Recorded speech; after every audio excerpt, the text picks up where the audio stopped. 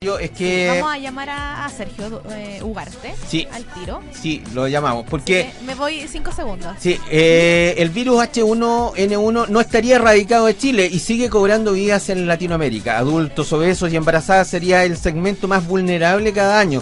Dado que no todos estarían cubiertos por el plan de vacunación nacional, expertos recomiendan vacunarse de forma preventiva para evitar complicaciones con resultados fatales. Entre el 2015 y el 2016, el estudio registró en Chile 38 casos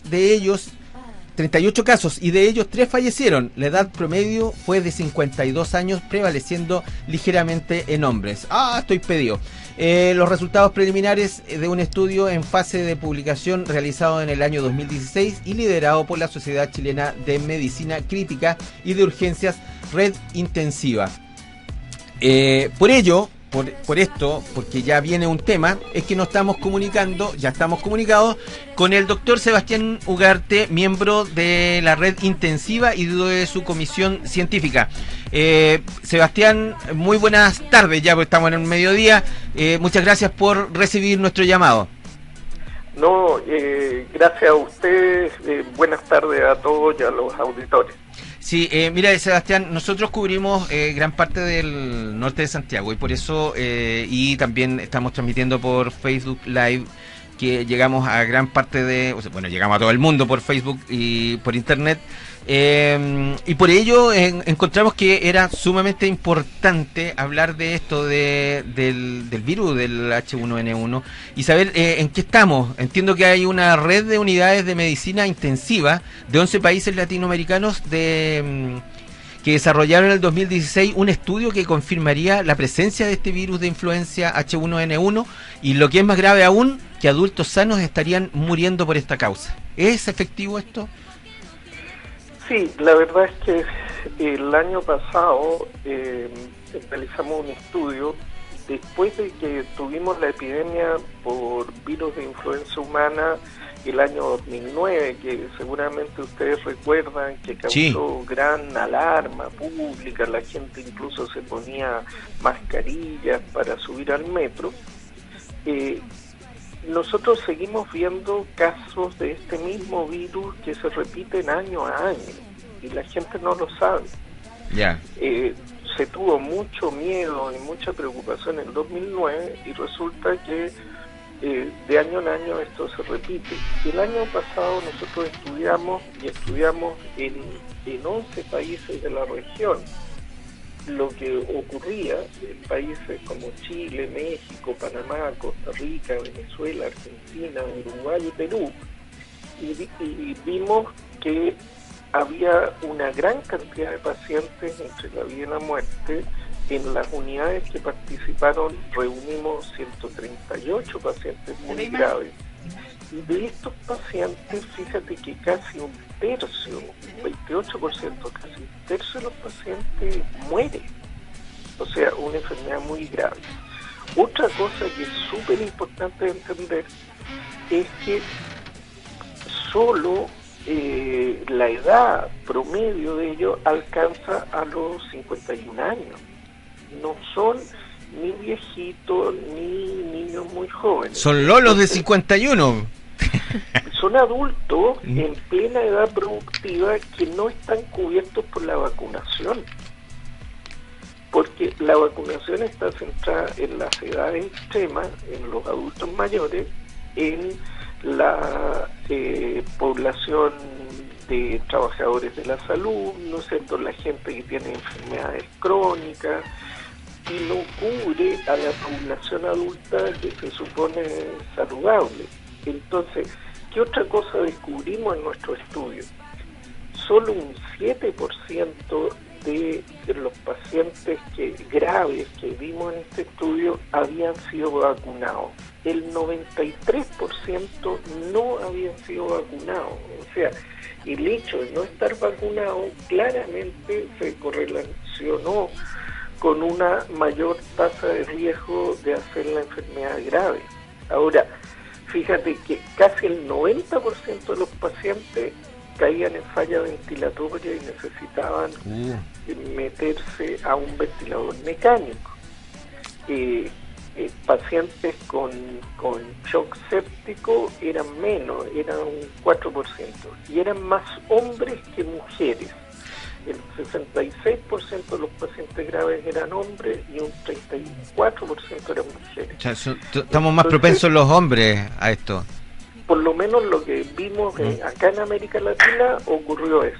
Entonces, esto es impactante porque significa que hoy en día el virus que mató tanta gente en el 2009 en México, en Chile, en Argentina, ese virus sigue atacando todos los inviernos y afecta principalmente a la población no vacunada y gente adulta en plena edad productiva, y de los casos graves que llegan a UCI, un tercio de esos pacientes se mueren, por lo que parece muy importante que la gente sepa y que en lo posible no le tengan miedo a la vacuna y que se vacunen.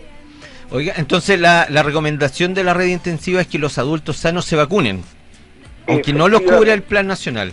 Aunque no los cubra, aunque uno tenga que pagar la vacuna, nuestra recomendación es vacunarse. Desde luego yo ya estoy vacunado.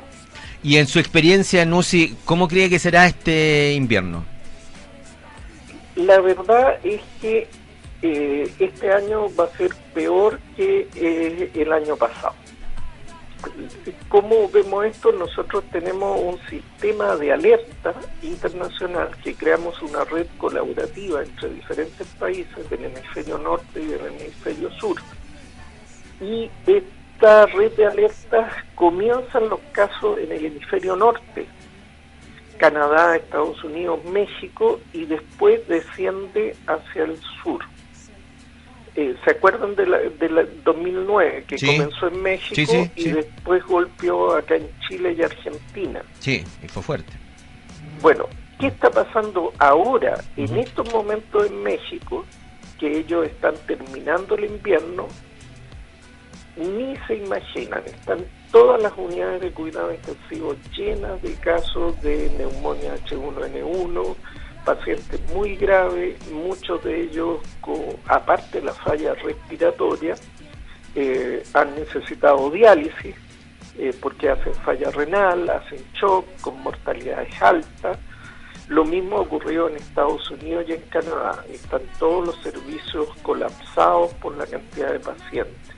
Entonces, en 2 o 3 meses más, esto va a empezar a ocurrir acá en Chile. Y probablemente va a comenzar por el sur de Chile y luego se va a ir moviendo hacia el centro del país. Estamos conversando con el doctor Sebastián Ugarte, miembro de la red intensiva y de su comisión científica, que está hablando del virus de influencia H1N1. ¿Podríamos repetir los síntomas de esto como para uno estar en alerta? De repente la gente se lo toma así en forma liviana, es una gripe nomás dicen, y después se ven muy enfermos y se ven muy complicados. La verdad es que el cuadro de influenza puede parecer como un resfrío en algunos casos, en otros casos es más grave, que aparece fiebre alta, dolores musculares intensos, romadizo, ¿no es cierto? Y después se puede agregar dificultad para respirar. Si aparece dificultad para respirar, esto es una emergencia y el paciente tiene que hospitalizarse de inmediato. Cuando es con dificultad para respirar, es que ya tenemos que llevar al paciente y hospitalizarlo, dejarlo ingresado. Efectivamente, el virus puede empezar a producir un daño en la vía aérea. Cuando uno ve la autopsia de pacientes que han muerto por influenza, porque uno tiende a pensar que la gripe es una enfermedad leve, que no mata, y se nos olvida que la gripe mata. A mí me ha tocado estar en autopsias de pacientes que han muerto por gripe y ver cómo quedan sus órganos, que es impactante. La tráquea por dentro, que es por donde entra el aire a los pulmones, queda completamente inflamada y la mucosa que cubre la tráquea se pela y se ve todo ensangrentado, todo el árbol traqueal como que pierde su cobertura interior. Los pulmones se inflaman y no permiten respirar. Es una cosa impresionante. Y eso que uno lo ve en la mesa de autopsia, lo ve en los pacientes que nos toca atender, con sufrimiento respiratorio agudo muy intenso, dolor en el pecho al respirar y dificultad para respirar, que tienen que ser asistidos con un respirador artificial, mecánico, o en algunos casos conectarlos a circulación extracorpórea para intentar salvarle la vida. Doctor, ¿cuál es el llamado entonces que hacen ustedes las autoridades sanitarias? A las autoridades sanitarias, no ustedes al público, sino a las autoridades sanitarias. Nosotros, desde luego, invitamos a las autoridades sanitarias a difundir la campaña de vacunación, promover la vacunación de la población, porque al disminuir la tasa de gente susceptible al virus, el virus encuentra menos espacios donde replicarse. Entonces, no solo se protegen las personas vacunadas, sino que le ganamos la batalla al virus porque tiene menos espacio donde reproducirse. Entonces, las autoridades sanitarias tienen un enorme poder de convocatoria y tienen una enorme responsabilidad con la población de informar de la importancia que tiene la vacunación, que este año puede efectivamente salvar vidas. Doctor, entiendo que este estudio del que estábamos hablando será parte del Simposio Internacional de Emergencias Médicas y Paciente Crítico, CIEMPAC, organizado por la Red Intensiva, que se realizará en Santiago entre el 11 y 13 de mayo próximo. Que efectivamente. Allí también se presentará una encuesta sobre donación de órganos en Latinoamérica. Al respecto, ¿cuáles son los indicadores regionales? Bueno, ahí es muy importante porque uno de los problemas que hemos investigado también es lo que ocurre con la donación de órganos. Ya. Chile tiene sus indicadores y cada país tiene los suyos.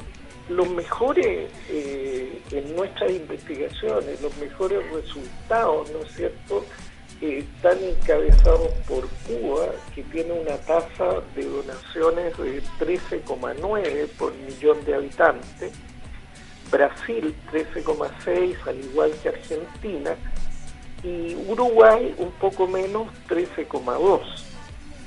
Chile, por desgracia, está casi en la mitad de esa cifra. Estamos, el último año 2016 tuvimos una tasa de 7,8 por millón de habitantes.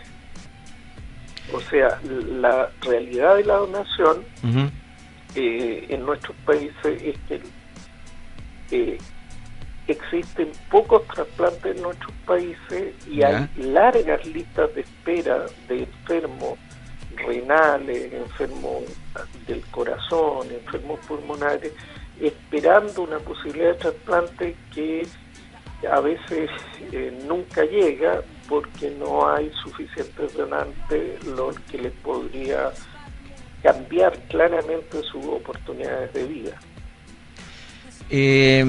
¿Cuáles son los órganos con mayor demanda, doctor? La verdad es que lo que más se trasplanta es riñón, que es porque existen equipos de trasplantes bien organizados hace bastante años y se requiere menos tecnología para poder hacerlo. Riñón y córneas es lo más sencillo, ¿no es cierto? Pero se requieren también trasplantes que son un poquitito más complejos, como trasplante de corazón. Hemos visto en las noticias jóvenes de repente agonizando en espera de poder recibir un corazón. Pulmón, trasplantes de hígado. Hay pacientes que caen en falla hepática fulminante y que se pueden sostener artificialmente por algunos días, pero que si no se les trasplanta un órgano, esos pacientes mueren. Y hígados son muy difíciles de obtener, de que la gente que ha presentado una muerte por otra causa done los órganos, y al final estas personas terminan falleciendo. También hay trasplantes de intestino y de otros tejidos. Con todo esto, la realidad es que se podrían salvar muchas vidas. Cuando uno muere el cerebro de uno, no se va a llevar los órganos a la otra vida. Entonces, esos órganos le pueden servir a una persona y le pueden salvar la vida a otra persona. Justamente, en relación a eso, ¿cuál es la situación de Chile en donación de órganos? ¿Somos donadores universales por ley o no es así? Efectivamente, el año 2010 hubo un cambio en la ley de trasplante. A través de la ley 20.413 se introdujo el concepto de donante universal, que significa que toda persona en Chile mayor de 18 años es considerado donante de órganos una vez fallecido, a menos de que haya manifestado su voluntad de no serlo. Y se creó también una coordinación nacional de trasplante para coordinar la procuración de órganos de las personas que fallecían por alguna causa.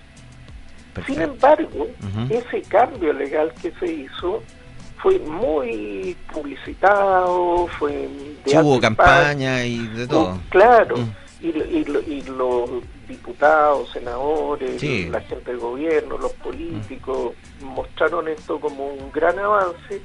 Lamentablemente los científicos tenemos que decir que 7 años después esta iniciativa legal no ha mejorado la realidad de los trasplantes en nuestro país. En efecto, el año 2016 hubo solo 134 donantes, solo 134 donantes efectivos en Chile. Y la tasa de donación fue de 7,8 por millón de habitantes. ¿Y cuál era la situación antes de la tasa de donación? Fue de 7,8, 152 donantes. O sea, había más donantes efectivos el año 2006 antes de la ley. Y la tasa de donación que tuvimos el año 2006 fue de 10 donaciones efectivas por millón de habitantes, lo que ha disminuido a 7,8. Como vemos, la ley no produjo el aumento de donaciones que pretendía conseguir. Doctor, entonces, resumiendo, en el caso del H1N1, todos debemos vacunarnos. ¿Hay alguna edad? ¿Desde qué edad hacia arriba? Bueno, nuestra área de investigación ha estado en adultos. Ya. Nosotros no investigamos la población pediátrica. Ya. Entonces, en adultos, toda la población adulto tiene eventual riesgo. Aquellos que tienen patologías asociadas, que son obesos, que tienen enfermedad pulmonar obstructiva crónica, que tienen diabetes o que están embarazadas, tienen mayores razones para haberse vacunado oportunamente. Pero la población adulta sana debería vacunarse porque esta es una enfermedad de alto riesgo. Ya, y a donar entonces. Vacunarse y donar los órganos, pero donarlos en forma consciente. O sea, si yo puedo donar mis órganos y ya no tengo muerte cerebral, que mi familia no tenga conciencia de eso, que podemos ayudar a otra persona, a lo mejor más de algo le puede servir a alguien de lo que tengo y donarlo, porque ¿qué sacamos con llevarnos esto a la tumba si no vamos a hacer nada con ello? Ahora, ahí hay un problema, que el verdadero cambio no es que una ley diga que todos son donantes por ley, porque llegado el momento que la persona muere, los médicos de todos modos le van a preguntar a la familia si acepta o no acepta la donación. Y si la familia dice que no, aunque la ley diga que es donante universal, nadie va a realizar una extracción de órganos de un paciente fallecido en contra de la voluntad de la familia, porque se respeta la voluntad de la familia. Entonces el verdadero cambio que hay que hacer es generar equipos de trasplante, equipos de procuración de órganos de trasplante en cada hospital, en cada clínica de Chile, dirigidos por especialistas en cuidados intensivos.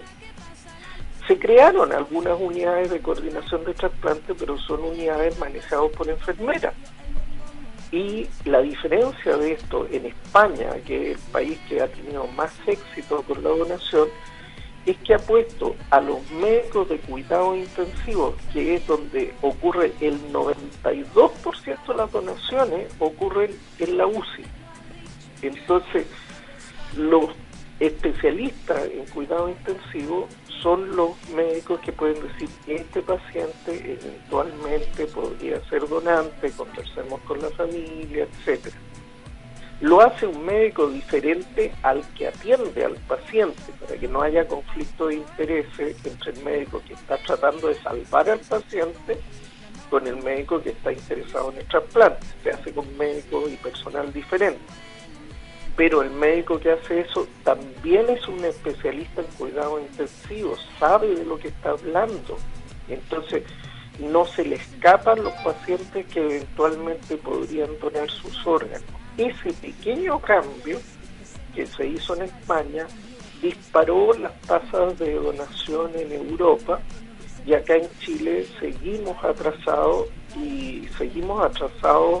contra nuestros comparadores, incluso en América Latina, que a veces Chile en salud tiene muy buenos resultados en otros aspectos, pero en el tema de trasplante estamos muy atrás, incluso con Cuba, con Brasil, que no son países europeos. Claro. Le damos las gracias al doctor Sebastián Ugarte, miembro de la red intensiva y su comisión científica, por esto que nos estuvo guiando sobre en esta conversación sobre el H1N1 y la vacunación inminente. Tenemos que vacunarnos todas las personas, sobre todo los mayores de 50, me incluyo en ello, y también de la donación de órganos.